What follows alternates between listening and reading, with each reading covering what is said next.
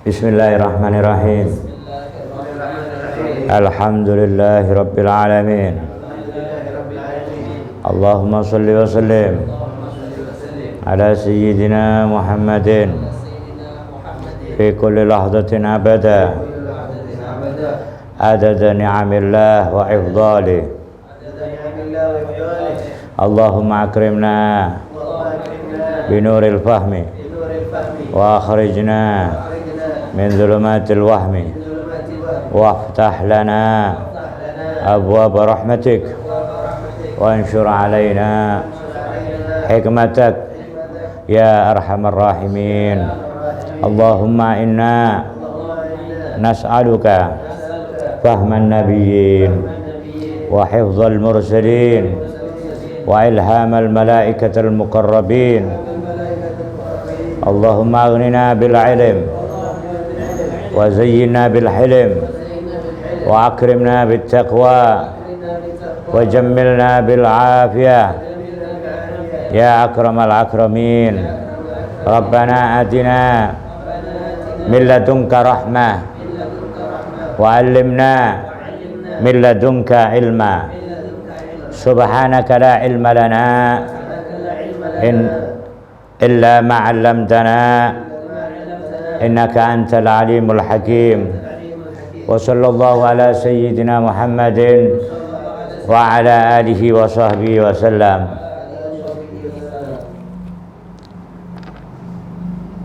Bismillahirrahmanirrahim. Alhamdulillah wassalatu wassalamu ala Rasulillah Sayyidina wa maulana Muhammad ibn Abdullah wa ala alihi wa sahbihi wa man walah wa la hawla wa la quwwata illa billah, amma ba'du. Hadirin sekalian, melanjutkan daripada pembahasan hadis minggu kemarin, yaitu hadis yang diriwayatkan oleh sahabat Tamim bin Aus Ad-Dari, bahwa Nabi sallallahu alaihi wasallam bersabda, ad-dinun nasihah, agama itu adalah nasihat. Yang pertama adalah an-nasihatu lillah, yaitu nasihat tentang Allah, artinya beriman kepada Allah Subhanahu wa taala, beramal ikhlas lillahi taala, beramal karena Allah, membantu siapa saja yang taat kepada Allah dan membenci siapapun yang tidak taat kepada Allah Subhanahu wa taala. Kemudian yang kedua adalah wali kitabillah, yaitu nasihat tentang kitab-kitab Allah Subhanahu wa taala. Hendaknya kita beriman, wajib bagi kita untuk beriman atas setiap kitab yang diturunkan oleh Allah Subhanahu wa taala kepada para nabinya, beriman kepada kitab Zabur yang diturunkan kepada Nabi Musa alaihissalam, beriman kepada kitab Taurat yang diturunkan kepada Nabi Musa, Zabur yang diturunkan kepada Nabi Dawud, dan Injil yang diturunkan kepada Nabi Isa, lebih-lebih Al-Quran yang dijaga oleh Allah Subhanahu wa taala hingga saat ini, yang diturunkan kepada Nabi Muhammad sallallahu alaihi wasallam dan kepada kita semua umatnya. Sebagaimana kemarin diterangkan bahwasanya Al-Quran mempunyai hak dari kita. Yang pertama adalah hendaknya dibaca itu Al-Quran. Haknya Al-Quran dari kita umat Islam adalah kita wajib untuk senantiasa membacanya, kemudian mengagungkan, memuliakannya, kemudian berusaha mentadaburinya, berusaha memahami maknanya, dan selanjutnya adalah mengamalkan apa yang ada di dalam Al-Quranul Karim, dan yang terakhir adalah mengajarkan Al-Quran tersebut. Nabi sallallahu alaihi wasallam bersabda, khairukum man ta'allamal Qur'an wa 'allamahu. Paling baiknya manusia di antara kalian adalah yang mau mempelajari Al-Quran lalu mengajarkan kepada yang lain. Dan sekarang kita berlanjut kepada nasihat berikutnya, yaitu wali Rasulillah, wali Rasulihi. Nasihat agama yang ketiga setelah Allah, setelah kitab-kitabnya, yang ketiga adalah nasihat tentang rasul-rasul yang diutus oleh Allah Subhanahu wa taala. Wajib atas kita mengimani setiap nabi yang diutus oleh Allah Subhanahu wa taala. Dimulai dari Nabi Adam hingga sampai kepada Nabi Muhammad sallallahu alaihi wasallam. Jumlah nabi seperti yang dikatakan oleh para ulama, jumlah nabi adalah 124.000, sedangkan jumlah rasul adalah sebanyak 313 rasul, 313 utusan.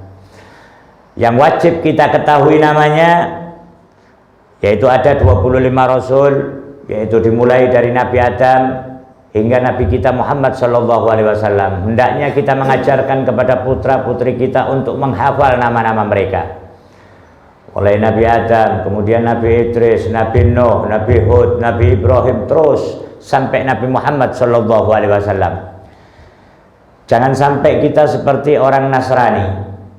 Orang Nasrani mereka hanya mengimani Nabi Adam sampai Nabi Isa, bahkan lebih jauh menuhankan Nabi Isa, tapi mereka tidak mengakui Nabi Muhammad. Jangan sampai seperti orang Yahudi, mereka mengimani Nabi Adam sampai nabi-nabi sebelum Nabi Isa, tapi mereka tidak mau mengimani Nabi Isa, tidak mau mengimani Nabi Muhammad. Kita umat Islam wajib untuk mengimani semuanya. Makanya diturunkan ayat Al-Quran, amana rasulun ma unzila ilaihi min rabbihi wal mu'minun kullun amana billahi wa malaikatihi wa kutubihi wa rusulih la nufarriqu baina ahadin min rusulih. Kami tidak membeda-bedakan. Umat Islam menganggap semua mereka adalah nabi-nabi Allah Subhanahu wa taala. Tidak seperti orang Yahudi yang tidak mengakui Nabi Isa, tidak seperti orang Nasrani yang tidak mengakui Nabi Muhammad sallallahu alaihi wasallam. Selain itu wajib kita beriman khususnya kepada Nabi Muhammad sallallahu alaihi wasallam, yaitu Nabi akhir zaman, Nabi kita. Kewajiban kita adalah mengimani kerasulan daripada Nabi Muhammad sallallahu alaihi wasallam, lalu mentaati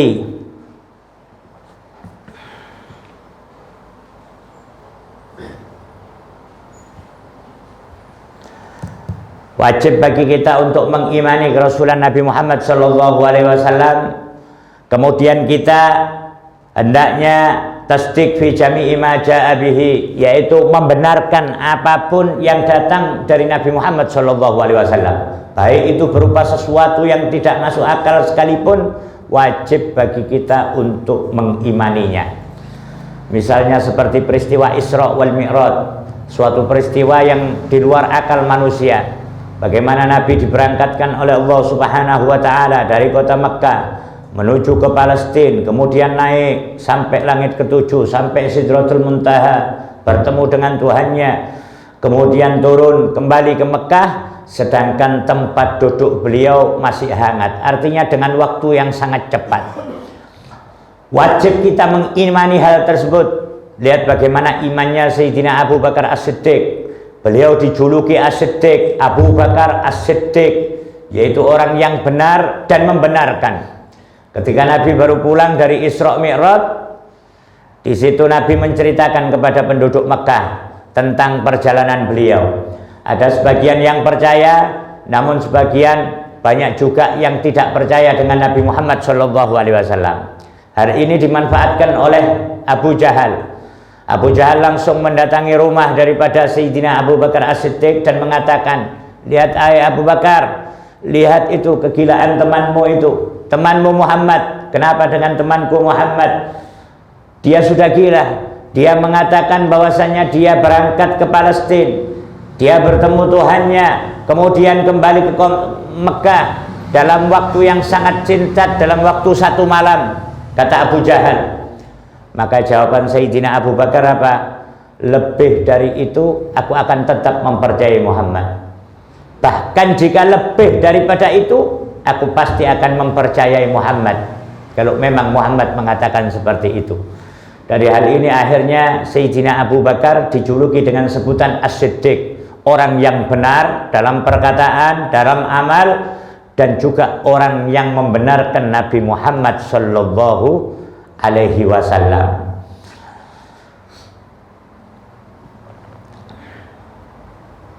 Kemudian kita hendaknya mentaati apapun yang diperintahkan oleh Nabi Muhammad sallallahu alaihi wasallam. Taat atas setiap perintah Nabi Muhammad sallallahu alaihi wasallam dan menjauhi apapun larangan-larangan yang dilarang oleh Nabi Muhammad sallallahu alaihi wasallam. Wa ihya'i sunnati, yaitu menghidupkan sunnahnya Nabi Muhammad sallallahu alaihi wasallam. Di antara bukti cinta kita kepada Nabi Muhammad adalah dengan cara menghidupkan sunnah-sunnahnya. Lebih-lebih di bulan Ramadan seperti ini, hendaknya kita perbanyak mengamalkan amalan-amalan sunnah agar amalan-amalan fardu kita disempurnakan oleh Allah Subhanahu wa taala. Jangan cukup hanya sholat fardu, tapi lakukan juga sholat-sholat sunnah rawatib, sholat-sholat sunnah yang mengiringi daripada sholat-sholat yang wajib. Agar apa? Agar sholat-sholat fardu kita dijadikan sempurna oleh Allah Subhanahu wa taala. Dan itu bukti cinta kita kepada Nabi Muhammad sallallahu alaihi wasallam. Nabi pernah bersabda, kullu ummati yadkhulunal jannah. Semua umatku pasti akan masuk surga, kata Nabi Muhammad sallallahu alaihi wasallam, illa man aba. Kecuali mereka yang tidak mau untuk masuk surga. Wa man ya'ba ya Rasulullah. Siapa mereka orang-orang yang tidak mau masuk surga ya Rasulullah? Man ata'ani dakhalal jannah wa man asani faqad aba. Barang siapa yang taat kepadaku, artinya menghidupkan sunnah-sunnahnya Nabi Muhammad sallallahu alaihi wasallam, maka dia adalah orang-orang yang bakal masuk surganya Allah. Dan barang siapa yang tidak mau dengan sunnahnya Nabi Muhammad, menyelisihi perintah Nabi Muhammad sallallahu alaihi wasallam, maka mereka adalah hamba-hamba yang tidak mau untuk masuk ke dalam surganya Allah, waliyadzubillah. Hendaknya kita mengikuti daripada sunnah-sunnahnya Nabi Muhammad dari hal yang paling kecil sekalipun. Nabi mengajarkan kepada kita sunnah Islam ini diajarkan lengkap oleh Nabi Muhammad SAW. Sebelum Nabi Muhammad wafat, Islam sudah diajarkan sangat lengkap oleh Nabi Muhammad SAW. Dari hal yang sekecil apapun sudah diatur oleh Nabi Muhammad SAW. Dari mulai kita makan, bagaimana kita hendaknya membaca bismillah, meniatkan makan untuk niat yang baik, kemudian kita akhiri dengan alhamdulillah. Kemudian ketika kita keluar rumah, diatur doanya oleh Nabi Muhammad. Masuk ke dalam rumah, diatur doanya. Masuk kamar mandi dengan kaki kiri terlebih dahulu, keluar kamar mandi dengan kaki kanan, dan diiringi membaca doa. Semuanya diatur oleh Nabi Muhammad SAW dari hal yang paling kecil sekalipun. Bahkan urusan masuk kamar mandi diajarkan oleh Nabi Muhammad SAW. Maka kita sebagai umatnya hendaknya berusaha menjalin hubungan dengan Nabi Muhammad dengan cara mengikuti sunnahnya. Dulu ada seorang sayyid yang bernama Al-Habib Ibrahim bin Aqil bin Yahya. Beliau di masa tuanya ketika sakit, beliau hanya bisa duduk di kursi roda. Ketika beliau hendak berwudu, maka murid-murid selalu membantu beliau. Ketika tangan beliau, baju beliau, tangan mau diwingkis, murid-murid mau mewingkis tangan kanan terlebih dahulu, mengangkat untuk apa? Untuk berwudu. Sama Al-Habib Ibrahim bin Aqil di stop, tunggu.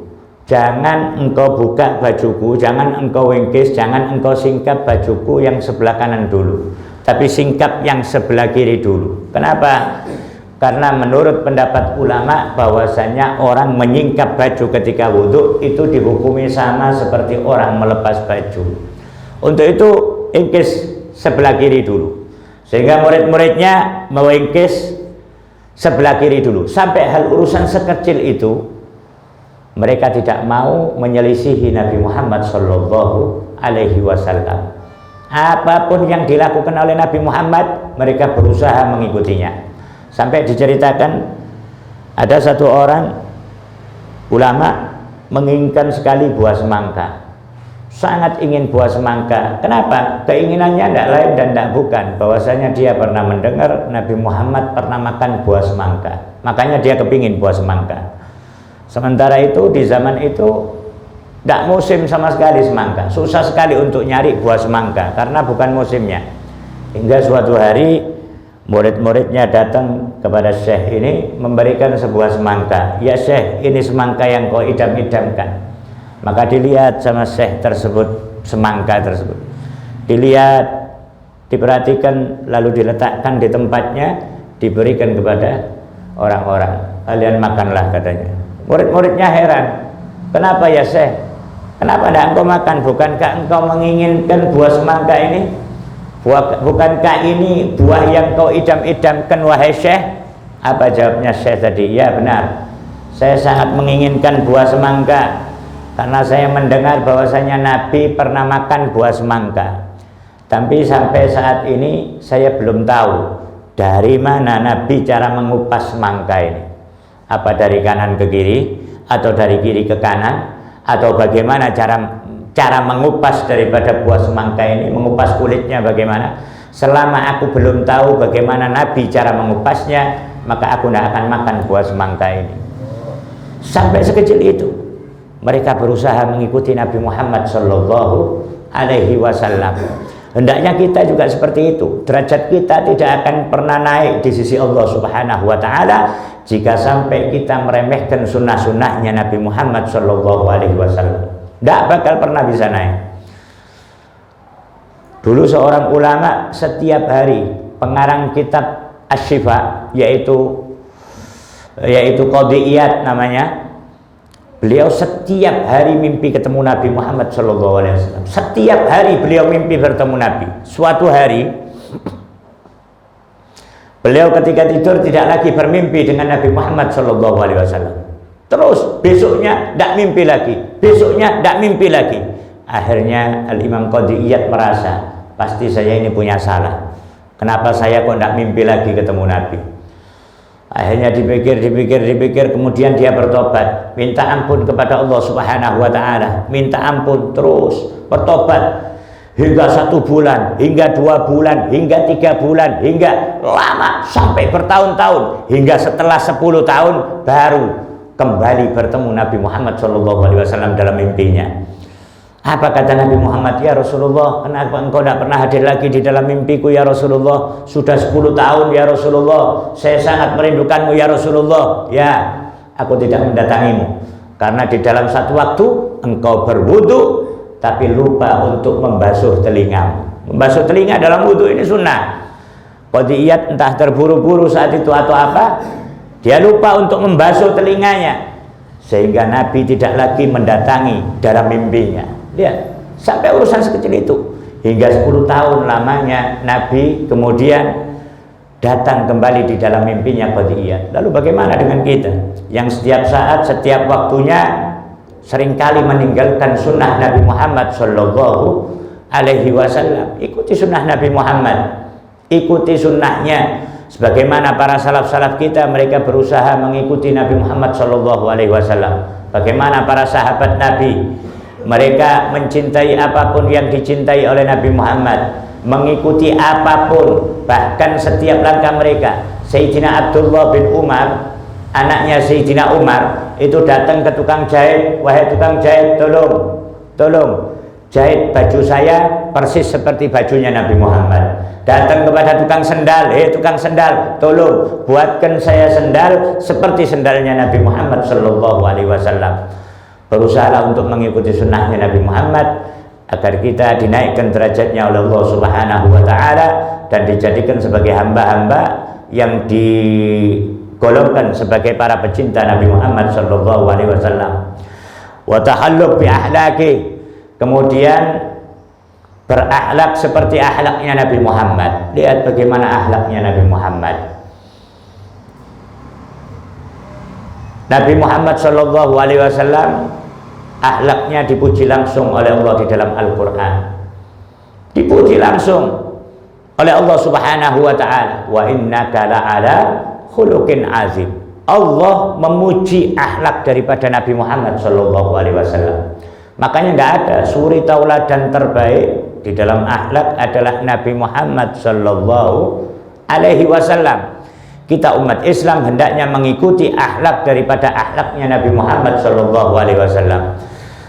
Apa akhlaknya Nabi Muhammad itu? Sayyidah Aisyah pernah ditanya, wahai Aisyah, apa akhlak daripada Nabi Muhammad SAW? Maka Sayyidah Aisyah menjawab, kana khuluquhul Quran. Akhlaknya Nabi Muhammad itu adalah apa yang ada di dalam Al-Quranul Karim. Nabi Muhammad ini adalah Al-Quran yang berjalan. Akhlaknya Nabi Muhammad itu adalah apa yang ada di dalam Al-Quranul Karim. Dijelaskan di dalam Maulid Tiba bagaimana in udiya ya'fu wa la yu'aqib. Nabi Muhammad apabila disakiti, Nabi Muhammad tidak akan pernah membalas. Wa in husima yasmut wa la yujawib. Apabila Nabi Muhammad dicaci maki, dibilang dukun, dibilang tukang sihir, dibilang pembohong, Nabi Muhammad hanya diam tanpa menjawabnya. Kita tidak pernah dengar riwayat, oh Abu Jahal bukan aku yang pembohong, oh Abu Jahal bukan aku yang dukun, kamu yang pembohong, kamu yang dukun. Nabi Muhammad pernah membalas seperti itu? Tidak pernah sama sekali. Tidak ada satupun yang meriwayatkan bahwasanya Nabi Muhammad membalas cacian-cacian orang tersebut. Nabi Muhammad hanya diam, dicaci maki hanya diam. Bagaimana dulu Nabi Muhammad? Uqbah bin Abi Mu'aid, setiap kali Nabi Muhammad berjalan selalu diludahi Nabi Muhammad, diludahi. Jalan di satu lorong diludahi Nabi Muhammad setiap hari hingga 2 minggu lamanya. Hingga setelah 2 minggu Nabi Muhammad berjalan di lorong tersebut, yang meludahi tidak ada. Dicari mana yang biasa meludahi aku, dicari sama Nabi Muhammad, sehingga Nabi Muhammad mendapat berita bahwasanya Uqbah bin Abi Mu'aid yang biasa meludahi Nabi Muhammad, dia sedang sakit keras. Maka Nabi pulang membawa beberapa bungkus kurma, lalu mendatangi rumahnya Uqbah bin Abi Mu'aid, diketuk pintunya, assalamualaikum, salam atas kamu. Lalu kaget ini orang, siapa di luar? Aku Muhammad Rasulullah, aku adalah Muhammad Rasulullah. Maka Uqbah bin Abi Mu'aid gemetar dia. Bagaimana kalau Muhammad ini membalas aku? Aku sedang dalam keadaan sakit, aku tidak bakal menang untuk bertarung dengan Muhammad. Akhirnya terpaksa dibukakan pintu sama dia. Lalu Nabi Muhammad datang menjenguk, memberikan apa yang dibawa oleh beliau, sehingga membuat Uqbah bin Abu Mu'aid ini merasa terharu. Wahai Muhammad, orang-orang yang memerintahkan aku untuk meludahimu setiap hari, mereka tidak ada satupun yang muncul ketika aku sakit.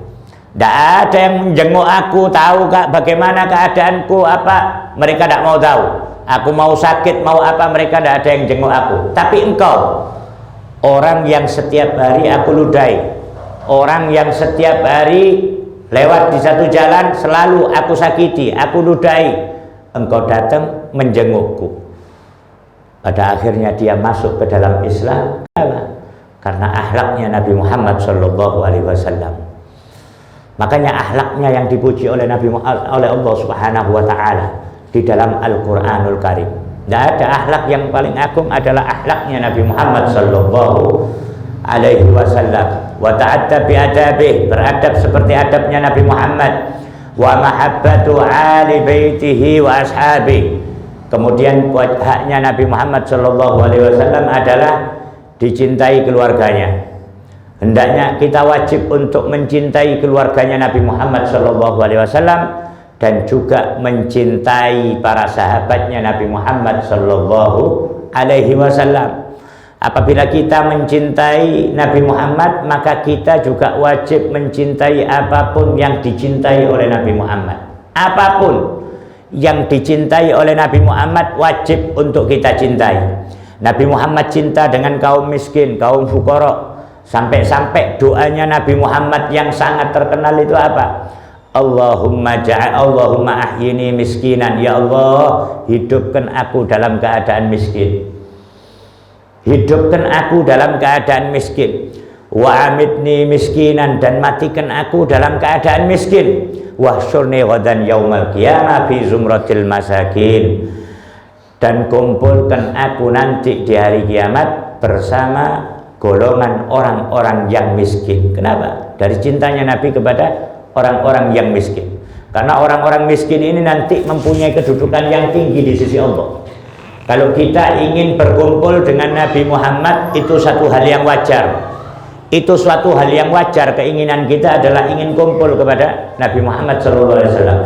Tapi ini Nabi Muhammad kepingin kumpul dengan orang-orang yang miskin nanti di akhirat. Nabi Muhammad yang kepingin kumpul dengan orang-orang miskin ketika ada di akhirat.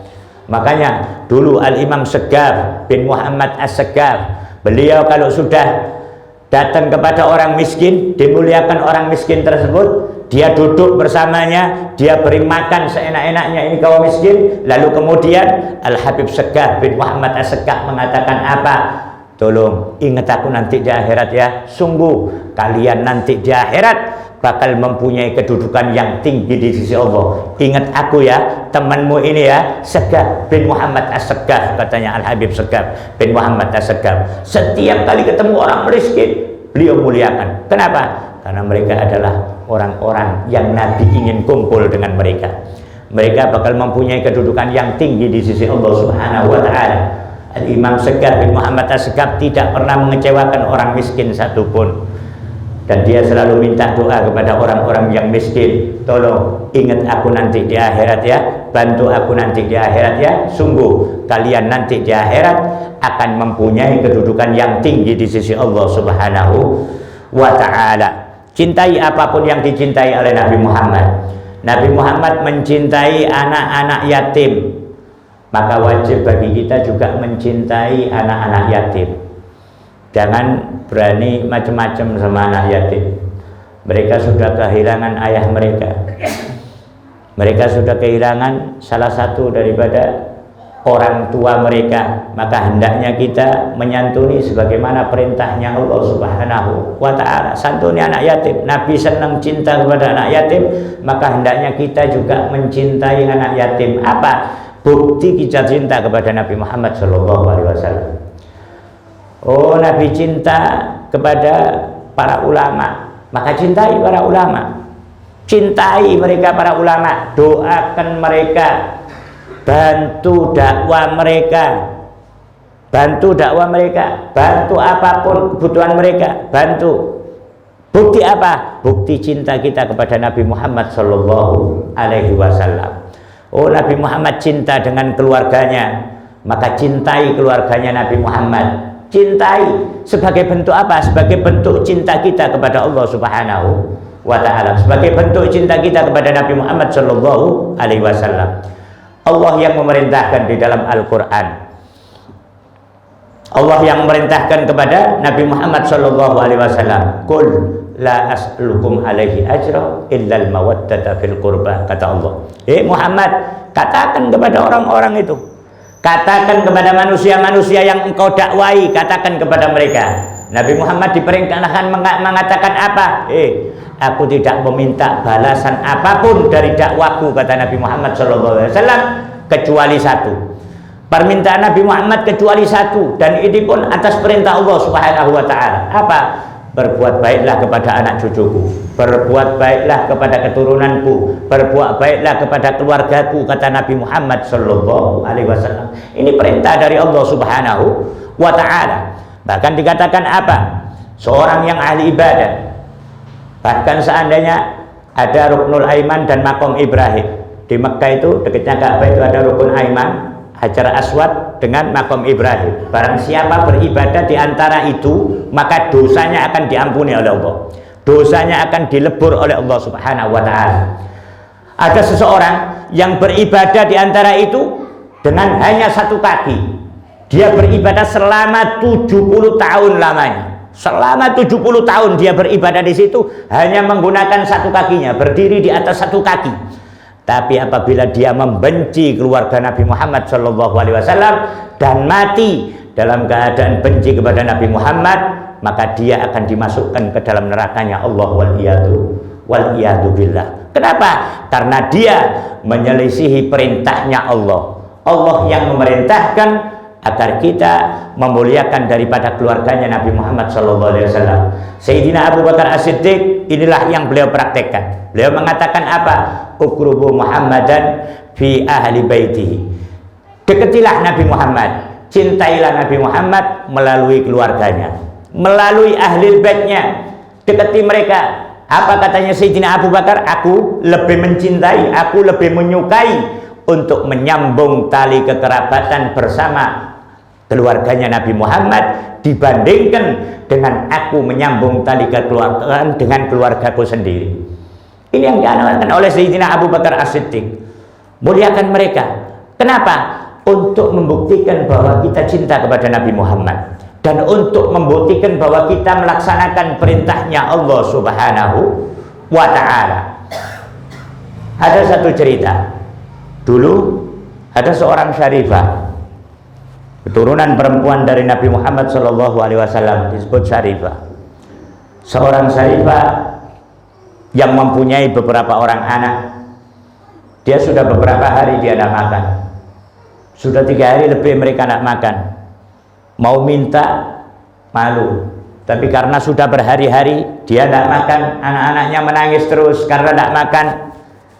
Dia datangi. Dia datang kepada seorang mufti di kota tersebut. Siapa itu mufti? Mufti itu adalah orang yang ditanya tentang hukum-hukum. Dia yang menentukan ini halal dan halal di zaman itu. Tempat rujukannya para ulama untuk bertanya, itu yang disebut sebagai mufti. Datang kepada seorang mufti yang sedang mengajar di masjid. Didatangi. Wahai mufti, tolong saya sudah tidak makan berhari-hari bersama anak saya. Saya ini syarifah, saya ini cucu Nabi Muhammad. Tolong wahai mufti, berikan sesuatu kepada saya. Apa katanya Syekh Mufti tadi? Dia mengatakan apa? Mana buktinya kalau kamu syarifah? Kamu punya bukti apa kalau kamu ini syarifah, cucu Nabi? Mana buktinya? Karena perempuan ini orang yang polos, dia tidak tahu apa-apa, dia tidak bisa menunjukkan bukti apapun. Maka dia pergi ke situ dalam keadaan hatinya merasa ditolak, hatinya merasa tertolak, minta bantuan ke sana ke sini, tidak ada yang mau. Hingga tiba saatnya dia dikasih tahu bahwasanya di situ ada seorang majusi. Dia suka sekali bantu orang. Coba kamu datang ke situ. Maka dengan terpaksa dia mendatangi orang majusi tersebut. Dia mengatakan, aku sekeluarga sudah tidak makan berhari-hari. Tolong bantu saya. Bantu saya. Saya ini termasuk daripada cucunya Nabi Muhammad SAW, katanya. Saking bolosnya ini perempuan, sampai orang majusi pun diceritai seperti itu. Oh ya, mari masuk. Maka diizinkan perempuan ini, syarifah ini tinggal. Anak-anaknya dikasih makan. Sudah, kamu tinggal di tempat ini, katanya orang majusi ini. Hingga pada malam hari. Ketika malam hari, mufti, ulama tadi itu, syekh tadi itu bermimpi. Dalam mimpinya semua umat dikumpulkan di padang mahsyar. Ketika berada di padang mahsyar, mereka semuanya bingung. Mereka semuanya minta tolong kepada Nabi Muhammad. Mereka semuanya minta syafaat kepada Nabi Muhammad SAW. Lalu mufti ini tiba-tiba melihat sebuah istana. Istana besar, istana yang luar biasa, istana yang luar biasa, megahnya, indahnya. Kemudian mufti ini merasa di dalam hatinya, oh ini istana ini pasti untukku. Lalu kemudian dia bertemu dengan Nabi Muhammad SAW. Lalu dia mengatakan, ya Rasulullah, aku adalah umatmu ya Rasulullah. Untuk siapa istana itu ya Rasulullah? Apakah istana itu untuk aku? Oh bukan, itu bukan untuk kamu, kata Nabi Muhammad. Tapi aku umatmu ya Rasulullah. Mana buktinya kamu umatku? Mana buktinya kamu umatku? Loh, bukankah engkau mengenali aku sebagai umatmu ya Rasulullah? Mana buktinya kamu umatku? Kemarin ada syarifah minta ke kamu, dia adalah cucuku, dia minta bantuan ke kamu. Tapi kamu tanya, mana buktinya? Sekarang aku yang tanya kamu, sama kamu, mana buktinya kamu sebagai umatku? Sehingga ketika bangun, mufti ini menangis terseduh-seduh, menangis histeris. Kenapa? Karena Nabi menolaknya. Sehingga dicari, dia perintahkan semua muridnya, cari itu Sarifah. Di mana tempatnya itu Sarifah? Maka dicari, sehingga dikatakan, oh Sarifah sekarang tinggal di rumahnya orang Majusi. Dia sekarang ditampung oleh Majusi di situ. Maka didatangi ini orang Majusi. Didatangi ini Majusi. Lalu mufti tadi mengatakan, tolong biarkan Sarifah itu ikut saya, biar saya muliakan, biar saya kasih rumah, saya kasih apapun yang dia inginkan, akan saya berikan semuanya kepadanya. Oh, tidak bisa, tidak bisa. Saya yang akan memuliakannya, orang Majusi tadi. Saya yang akan memuliakannya. Saya yang akan mengeluarkan apapun untuk membantu dia. Sudah, ini bukan hakmu. Kemarin dia ke kamu, kamu tolak. Sekarang ini saatnya aku yang kamu ini orang Majusi. Oh, itu kemarin. Kemarin itu saya Majusi. Sekarang saya sudah dapat hidayah. Tahukah kamu istana yang kamu lihat dalam mimpimu tadi malam? Orang Majusi tahu. Dikasih tahu sama Nabi Muhammad dalam mimpinya. Tahukah kamu istana yang kau lihat tadi malam dalam mimpimu? Itu akan diberikan untukku, kata orang Majusi. Jika akan aku tukarkan istana tersebut dengan apapun yang ingin kau keluarkan, katanya Majusi. Maka si mufti pulang dengan penyesalan yang luar biasa.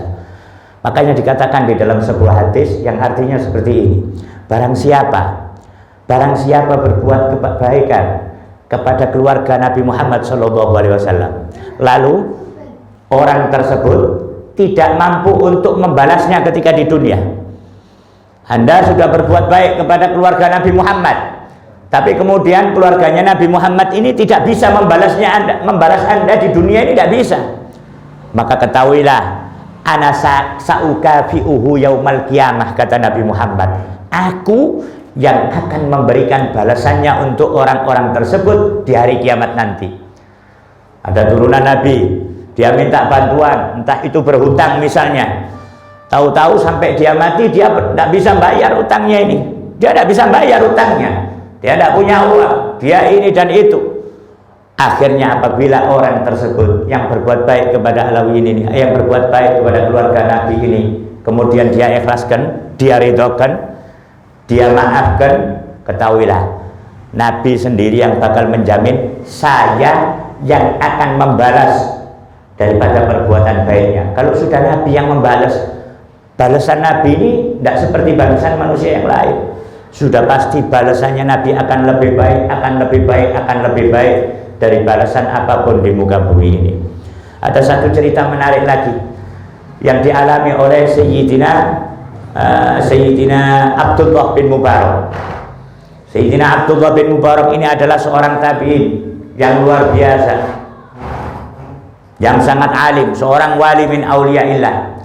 Suatu hari Sayyidina Abdullah bin Mubarak ini berangkat untuk berhaji bersama rombongan.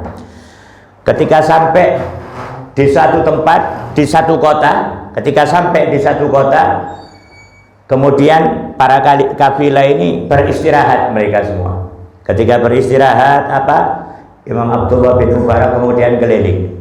Sampai di satu tempat, Imam Abdullah bin Mubarak melihat satu orang perempuan yang sedang mengorek-ngorek sampah. Di situ ada bangkai seekor ayam, diambil sama dia, dibawa pulang.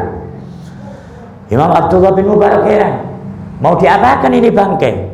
Bangkai ayam mau diapakan sama perempuan ini? Maka dibawa pulang itu bangkai. Dibawa pulang, masuk ke dalam satu rumah. Di dalamnya ada tiga anak perempuan ini yang masih kecil. Mereka semua dalam keadaan menangis karena sudah berhari-hari tidak makan. Hingga untuk menenangkan anaknya ini, ibunya sengaja merebus batu. Jadi batu direbus untuk menenangkan anaknya. Sebentar lagi masakannya mateng nak, sebentar lagi masakannya mateng nak. Kenapa? Saking tidak punya apa-apanya. Sampai batu direbus. Tidak ada airnya, batunya direbus di dalam. Tidak punya apapun, untuk dikonsumsi tidak punya apapun. Sehingga pada saat itu dia pulang dengan membawa bangkai ayam. Lalu mulai dia bersihkan, mulai dia memasak bangkai ayam tersebut. Abdullah bin Mubarak yang melihat hal itu heran. Lalu mengetuk pintu rumahnya perempuan tersebut. Assalamualaikum, wahai perempuan, aku melihat engkau membawa bangkai ayam, apa? Bukankah itu haram untuk kau konsumsi?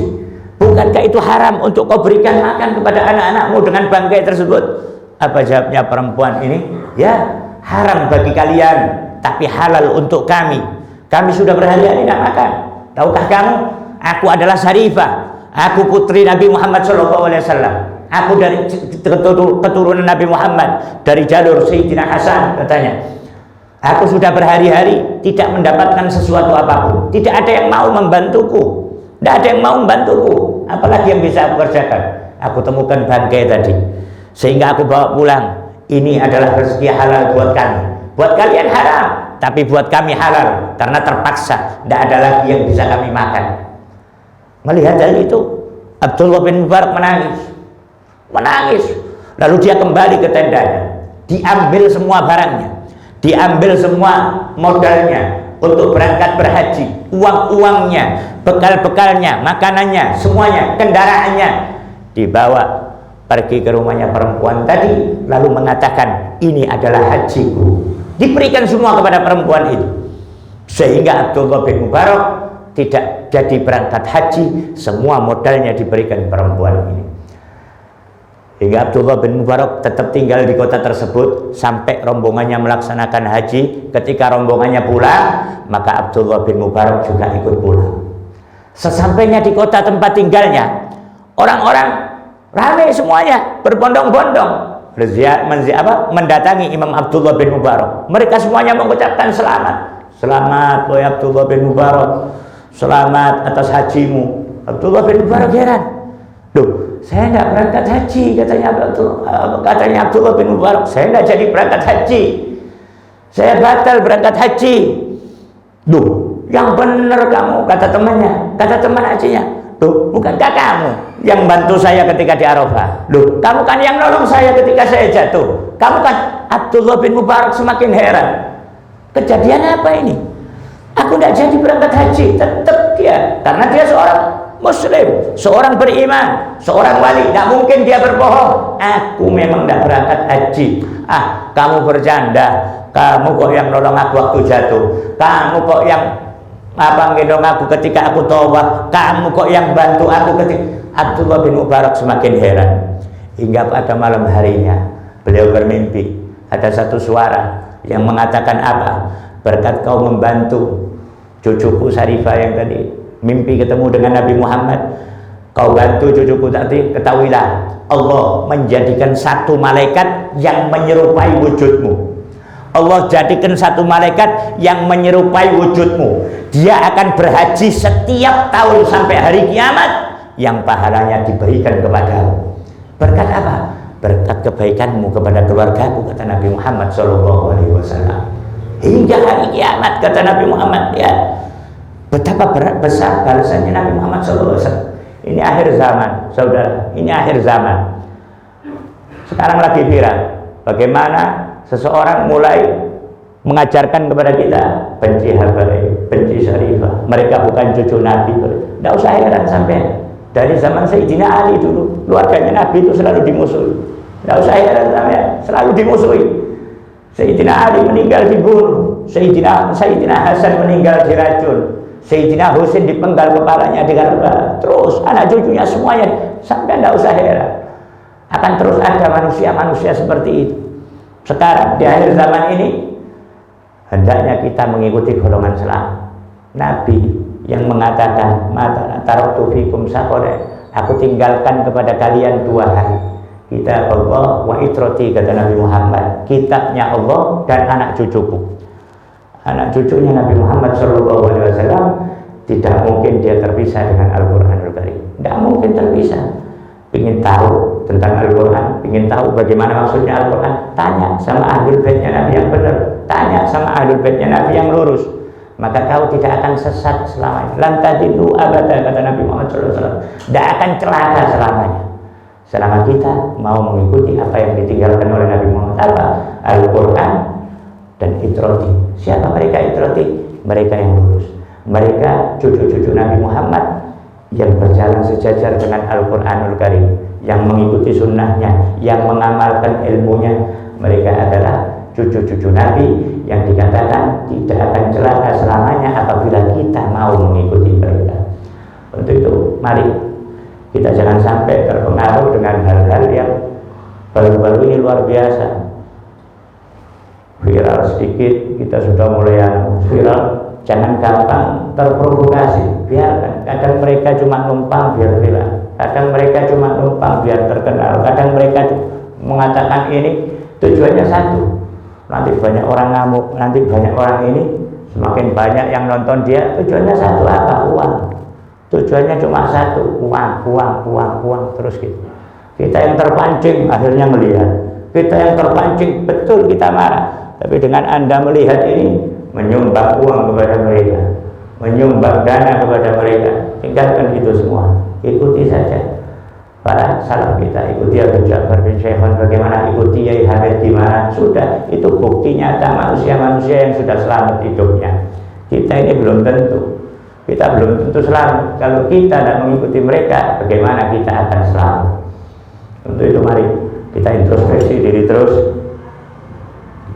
Di dalam menjalani hidup ini kita introspeksi diri terus, dan hendaknya kita berguru kepada seorang guru yang ilmunya itu bersanad kepada Nabi Muhammad SAW agar kita tidak tersesat. Datang kepada mereka, bantu mereka, belajar kepada mereka agar kita tahu mengenai akhlak Nabi, agar kita tahu mengenai sunnah Nabi, agar kita tahu dalam hidup ini kita tidak bakal tersesat. Kalau kita hidup ini tidak punya seorang guru yang bersanad kepada Nabi, hidup kita akan terombang-ambing. Datang kepada mereka, minta petunjuk mereka. Guru itu bukan sekedar ngajar fikih, bukan sekedar ngajar alif bata, bukan sekedar ngajar ngaji, bukan sekedar ngajar pelajaran-pelajaran di dalam madrasah, enggak, bukan itu guru. Guru itu juga mengajarkan kepada kita tentang bagaimana caranya hidup, bagaimana caranya kita berakhlak, bagaimana jika kita ketemu masalah, bagaimana jika kita menemukan kesulitan. Guru kita akan membantu kita untuk menyelesaikan itu semua. Siapa mereka? Guru-guru yang tentunya amil, yang mengamalkan ilmunya, dan ilmunya bersanad, bersambung kepada junjungan kita Nabi besar Muhammad sallallahu alaihi wasallam. Hakadha al-fatihah ila hadratin Nabi Muhammad sallallahu alaihi wasallam, summa ila wa ila summa ila wajibin awliya bi hadil balda khususan Nabi sallallahu alaihi wasallam wal ayat wa ila ruhi hamd wa ila ruhi summa ila ruhi wa ila ruhi ahmadu wa ila ruhi